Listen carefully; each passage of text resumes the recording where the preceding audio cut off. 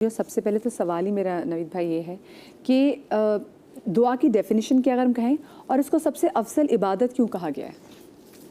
नहमदुहु व नसल्ली अला रसूलिहिल करीम अम्मा बाद बिस्मिल्लाहिर्रहमानिर्रहीम। दुआ बुनियादी तौर पर बंदे और रब के ताल्लुक़ का नाम है। यानी हम दुनिया में किसी से कोई चीज़ चाहते हैं तो हम उससे कहते हैं कि यह हमें दे दो, तो ये तो दुनियावी उमूर हैं। और जब बंदा खुलूस नियत के साथ रब की हुज़ूर इल्तिजा करता है तो उस इल्तिजा को हम दुआ का नाम देते हैं। कुरान मजीद फ़ुरक़ान हमीद की जो आयत अभी तिलावत हुई, वक़ाल रब्बुकुम उदऊनी अस्तजिब लकुम, अल्लाह ख़ुद इरशाद फरमा रहा है कि तुम मुझसे मांगो, मैं तुम्हारी दुआ को कबूल करूँगा। और फिर दूसरे मकाम पे फरमाया व इज़ा सअलका इबादी अन्नी फ़इन्नी क़रीब, हबीब ये आपसे मेरे बारे में सवाल करते हैं तो आप इन्हें कहिए कि मैं इनके करीब हूँ। और शाहरग से भी ज़्यादा नहनु अक़रबु इलैहि मिन हब्लिल वरीद, शाहरग से भी ज़्यादा करीब वो रब है जो हमारे सीनों में छुपे हुए राज़ों को जानता है। इन्नहु अलीमुम बिज़ातिस सुदूर, ये कुरान मजीद फ़ुरक़ान हमीद ने कहा है। तो अब मांगना उससे है और मांगने के लिए आजिज़ी और इनकिसारी चाहिए, और ये सीखना है तो हमें अम्बिया की बारगाह में जाना होगा। आप ज़रा देखिए कि किस तरीके से अम्बिया दुआएँ मांग रहे हैं। रब्बना ज़लमना अनफुसना और ला इलाहा इल्ला अंता सुब्हानका इन्नी कुन्तु मिनज़ ज़ालिमीन। ये अम्बिया आजिज़ी और इनकिसारी का इज़हार कर रहे हैं। अल्लाह के नबी, ये उनकी आजिज़ी है। ख़ुद पैगम्बर आखिरुज़्ज़मा मेरे और आपके करीम आका सल्लल्लाहु अलैहि वसल्लम अल्लाह के हुज़ूर दुआएं मांग रहे हैं, और इस खूबसूरत अंदाज में मांग रहे हैं, उम्मत के लिए मांग रहे हैं। आज बुनियादी तौर पर वो चीज़ जिसे नबी अलैहिस्सलाम ने इबादत करार दिया, अद्दुआ हुवल इबादा, और एक दूसरे मकाम पे फरमाया कि दुआ जो है वो इबादत का मग़ज़ है, दुआ ही इबादत है। तो जब ये इबादत है तो फिर हम इधर उधर मांगते हैं, रब से क्यों नहीं मांगते? हम खुलूस नियत के साथ, आजिज़ी और इनकिसारी के साथ अल्लाह से मांगें। वो ख़ुद मांगने का सलीका सिखा रहा है। सिर्फ आखिरत नहीं मांगनी, वो कहता है दुनिया भी मुझसे मांगो, आखिरत भी मुझसे मांगो। नबी अलैहिस्सलाम ने फरमाया ये महबूब तरीन दुआ है, रब्बना आतिना फ़िद दुनिया हसना व फ़िल आखिरति हसना वक़िना अज़ाबन नार। तो अब ये दुआएं हमें मांगनी है और अल्लाह के हुजूर गिड़गिड़ा कर मांगना है, आजिज़ी और इनकिसारी, रिज़्क़ हलाल खा के। दुआओं में हमारे ताल्ली नहीं होनी चाहिए, बल्कि अपने आप को बिछा देना चाहिए अल्लाह के हुजूर। और फिर देखिए वो करीम कैसे अता करता। आज मुश्किल के इस दौर में जब माशी मुश्किलात का हम शिकार हैं, जो अभी आपने शुरू में प्रोग्राम में बात की कि सड़कें टूटी हुई और कुछ नहीं, तो हम शेरी दुआ तो कर सकते हैं, अल्लाह हमारे हाल पर रहम फरमा। इलाही आमीन। और वो कहते हैं ना कि जी आप अपनी हैसियत को देख के दुआ मत मांगे, आप दुआ मांगे उसकी शान शौकत को देखते हुए मांगे। अल्लामा साहब मुझे बताइएगा कि एक सवाल जैसे आता है कि एक शख्स जो किसी बड़े गुनाह कबीरा में मशगूल हो, वो कर रहा हो, लेकिन वो इबादत में और दुआ में बहुत आजिज़ी इख्तियार करता हो, तो क्या उसकी दुआ की कबूलियत में कोई उम्मीद रखी जा सकती है? औज़ु बिल्लाहि बिस्मिल्लाहिर्रहमानिर्रहीम। ये मसला ये है कि हमारी अपनी पूरी ज़िंदगी में दो अल्फाज जो है दुआ और बद्दुआ, ये इतनी बड़ी ताकत रखते हैं अपने अंदर कि जब दिल की गहराइयों से निकलता है तो अर्श तक पहुंच जाती हैं ये चीज़ें बग़ैर किसी रुकावट के। और मसला सिर्फ इतना सा है कि हम दरहकीकत ज़ाहिरी इबादत पर बहुत ज़ोर देते हैं, जबकि आरिफीन का जुमला है कि ए इंसानों, इबादत से ज़्यादा आबिद बनने से पहले अब्द बनो। हम आबिद बनने में तो कोशिश करते हैं, अब्द बनने की कोशिश नहीं करते। और जब तक इंसान अब्द नहीं बनता, अपने अल्लाह का बंदा नहीं बनता, तो उस वक्त वो इबादत भी उसके किसी काम आने वाली नहीं है। एक जिस्मानी वर्जिश होगी, जिस्मानी एक्सरसाइज होगी फ़कत।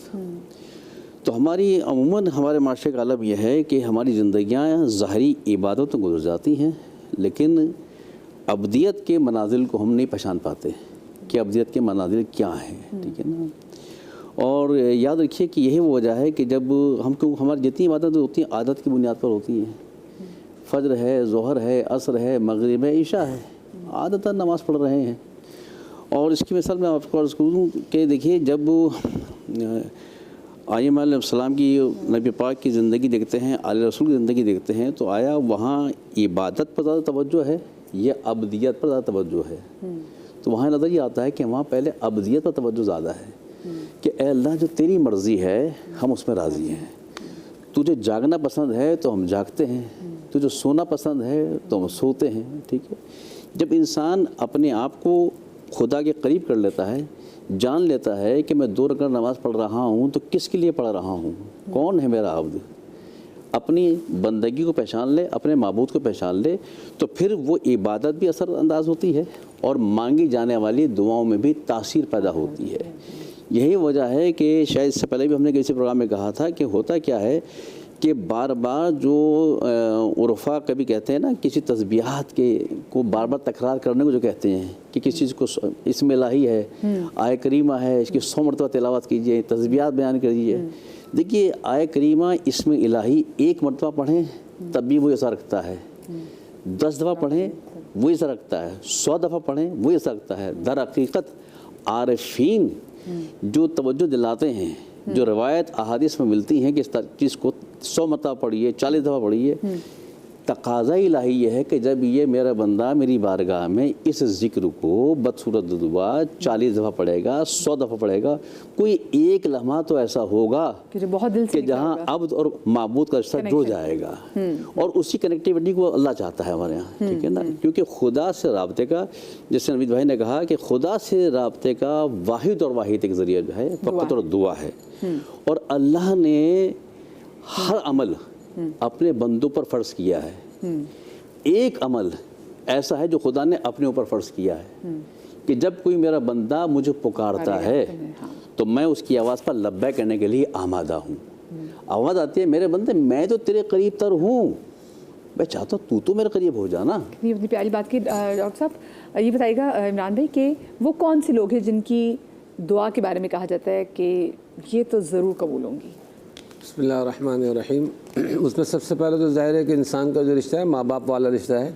माँ बाप की दुआ, उस्ताद की दुआ और किसी दुखे दिल की उसकी तकलीफ़ का मुदावा कर देने वाले की दुआ, ये तो बुनियादी वो दुआएं जो फ़ौरी तौर पे अल्लाह ताला कबूल फरमाता है। अच्छा, फ़ौरी तौर का मतलब ये है कि कबूल हो गई, लेकिन उसका रिज़ल्ट कब आना है ये उसके अल्लाह के हाथ में है कि अल्लाह ताला कब उसको उस दुआ का इजहार करते हैं। ये इनफरादी दुआएं। बाकी अंबिया किराम अलैहिस्सलाम उनकी दुआएं भी कबूल होती हैं। जैसे हज़रत मूसा अलैहिस्सलाम ने जब दुआ की थी फ़िरौन के बारे में कि अल्लाह इसको तबाह बर्बाद कर दे, गर्क कर दे सब कुछ, तो हज़रत हारून ने आमीन कहा और अल्लाह ने फरमाया क़द उजीबत दावतुकुमा, तुम्हारी दुआ कबूल हो गई है। लेकिन रिज़ल्ट उनका आया 40 साल बाद, फ़िरौन गर्क हुआ 40 साल बाद। तो कभी कभी होता है दुआ का असर के अंदर यानी तामील में थोड़ा वक्त लगता है। यहाँ एक मैं नए नुक्ते की तरफ, पहलू की तरफ तवज्जो दिलाऊंगा। दुआएं 2 किस्म की हैं, दुआएं मुअज़्ज़फ़, दुआएं गैर मुअज़्ज़फ़। एक वो दुआएं हैं कि जो वजीफ़े के तौर पे हमें सुबह से शाम तक की ज़िंदगी गुजारने की बताई गई हैं। उन दुआओं को हम गाड़ी में सवार होते हुए क्या पढ़ें, शीशा देखते हुए क्या पढ़ें, कपड़े पहनते हुए क्या पढ़ें, खाना खाते हुए क्या दुआ पढ़नी है, तो ये सारी मुअज़्ज़फ़ हैं। वजीफ़े के तौर पर हम पढ़ने के बिस्मिल्लाह तवक्कलतु अल्लाह, घर से निकल गए, सुब्हानल्लज़ी सख़्ख़र लना, गाड़ी में बैठ गए। और गैर मुअज़्ज़फ़ वो हैं कि जो हम चलते फिरते अल्लाह ताला से कनेक्शन में रहते हैं कि अल्लाह ताला से वो बेतकल्लुफ़ ताल्लुक़।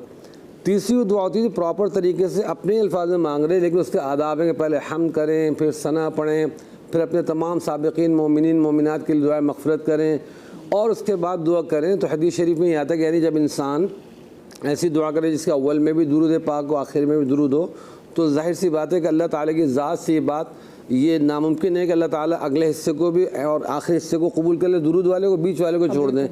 तो हम से शुरू होती दुआ अल्हम्दुलिल्लाह रब्बिल आलमीन वल आक़िबतु लिल मुत्तक़ीन, इस तरह कहते हैं। पूरा फिर दुरूद पाक आता है और आगे इख्तिताम में भी फिर जाके दुआएं पढ़ के बीच की दुआ कर दी जाती है। ये दुआएं वो हैं कि जो समझिए कि इंसान चलते फिरते, हमने जो अपने बुज़ुर्गों से सुना है कि चलते फिरते भी अगर दुआ देता है, बारक अल्लाह, अल्लाह युबारिक फ़ीक, अल्लाह तुम्हें बरकत दे, खुशियाँ दे, इससे भी इंसान की बरकत आती है। वो कौन सी ऐसी दुआएं जो चलते फिरते भी अल्लाह पाक फ़ौरन इसको कबूल कर लेता है? एक छोटी सी ब्रेक लेते हैं, ब्रेक के बाद मिलते हैं।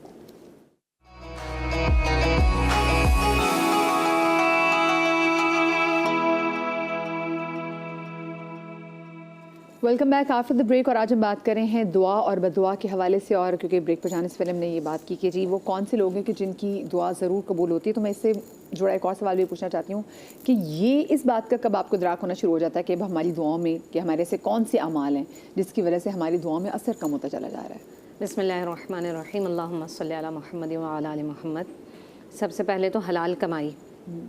अगर आप हलाल कमाते हैं तो आपके रिस्क में भी बरकत रहेगी और आपकी दुआएं भी कबूल होंगी। دوسری چیز یہ ہے کہ پھر یہ دیکھا جائے گا کہ آپ کا کنیکشن اللہ سے کتنا مضبوط ہے، آپ جڑے ہوئے ہیں اللہ سے یا نہیں. اور تیسری بات یہ ہے کہ جتنا آپ گناہوں سے بچیں گے اللہ تعالیٰ اتنی ہی آپ کی دعاؤں کو قبول فرمائیں گے. یہ 3 چیزیں ہیں جو اہم چیزیں ہیں، لقمہ حرام سے بچنا، گناہوں سے توبہ استغفار کرتے رہنا، اور اللہ سے کنیکشن کو مضبوط رکھنا. یہ یقین رکھنا کہ جو کچھ میں مانگ رہا ہوں اس کو قبول کرنے والی ذات، ایون کہ وہ تو وہ رب ہے جو آپ کے دل میں بات بعد میں آتی ہے، وہ اس سے پہلے ہی آپ کو عطا کر دیتا ہے. وہ گونگوں کی زبان بھی سنتا ہے. ہم تو بولتے ہیں نا، وہ تو ان کی بھی زبان سنتا ہے کہ جو کچھ نہیں کہہ سکتے ہیں. اور کچھ مقامات اور کچھ اوقات ایسے ہیں کہ خاص طور پر اللہ تعالیٰ نظر رحمت فرماتے ہیں. اچھا. اور وہ مقامات اور وہ وقت کون سا ہے؟ حضرت معاذ بن جبل کو نبی صلی اللہ علیہ وآلہ وسلم نے جب یمن بھیجا تو آپ نے ایک تلقین فرمائی، کہا کہ تم مظلوم کی بد دعا سے ڈرنا کہ اس کی اور عرش کے درمیان، خدا کے عرش کے درمیان اور اس کی دعا کے درمیان کوئی بھی پردہ نہیں ہے. ٹھیک ہے، تو وہ بندہ جو مظلوم ہے، اب مظلوم کوئی بھی ہو سکتا ہے، آپ نے جس کا بھی حق مارا، جس سے بھی آپ نے چاہے وہ حکمران ہو، چاہے وہ ایسا بندہ ہو جو جس کے سامنے وہ اپنی بات نہیں کہہ سکتا ہو، یا وہ شخص ہو جو یتیم ہے اور وہ اس کے مال کو کھا گیا ہے اور وہ یتیم کچھ کہہ نہیں سکتا ہے. تو یہ تمام کے تمام مظلوم ہے. اسی طرح سے آج کل کے جو ایام ہیں، ذی الحج کے ایام میں ہم سب شامل ہیں. اس وقت حرم میں لبیک اللہم لبیک، لبیک لا شریک لک لبیک، ان الحمد والنعمت لک والملک لا شریک لک، یہ پکار وہاں پر مسلسل پکاری جا رہی ہے. اور یہ خاص طور پر ایام جو ہے نا وہ خوب حمد کرنے کا ایام ہے. اگر 9 تاریخ جو اب ہمارے پاس موجود ہوگی انشاءاللہ، اگر آپ اس میں روزہ رکھتے ہیں، کیونکہ روزہ دار جب افطار کرتا ہے تو اللہ کی رحمت اس کے بہت قریب ہو جاتی ہے. اور 9 کے بارے میں یہ آتا ہے کہ اللہ رب العالمین اس کے قبل جتنے گناہ ہیں ان کو بھی معاف فرمائے گا، 1 سال کے اور جو اگلا سال ہے اس کے گناہوں کو بھی معاف فرمائے گا. اور اس وقت جب آپ اللہ سے دعا کریں گے نا تو اللہ تعالیٰ آپ کی دعاؤں کو ضرور قبول فرمائیں گے. تہجد کا وقت یہ وہ وقت ہے کہ پوری دنیا سو رہی ہے، آپ ہیں اور آپ کا رب ہے. اب آپ کو جو کچھ اللہ سے مانگنا ہے نا، آپ سب کچھ کہہ دیں اللہ تعالیٰ سے کہ یا اللہ میں بے بس ہوں، میں مجبور ہوں، میں پریشان ہوں، میں دکھ میں ہوں، تکلیفوں میں ہوں، میرے حالات ایسے نہیں ہیں کہ میں کسی کے سامنے بھی بیان کر سکوں، لیکن تیری ذات، واحد ذات جو عطا کرنے والی ہے، سمیع ہے، بصیر ہے، علیم ہے، خبیر ہے، اتنا عطا کرنے والا ہے کہ جو میں مانگنا چاہتی ہوں نا پروردگار، تو مجھے اس سے بھی زیادہ دینا ہے. اور جب آپ کو یہ آس، یہ امید اللہ سے ہوتی ہے تو اللہ تعالیٰ آپ کے وہ سبب، وہ دروازے کھولتا ہے اور وہ اطمینان عطا فرماتا ہے جو آپ کو کہیں کسی دروازے سے نہیں مل سکتا تھا. تو یہ اس بات کی ضرورت ہے کہ تہجد کے وقت اگر آپ عبادات کرتے ہیں اور دعائیں مانگتے ہیں تو اللہ آپ کی دعاؤں کو ضرور قبول فرمائے. اور ساتھ میں بھی نا کیا جب باقیوں کے لیے دعا مانگتے ہیں تو پھر اللہ پاک اور زیادہ جو ہے وہ آپ کی دعا جلدی قبول کرتا ہے.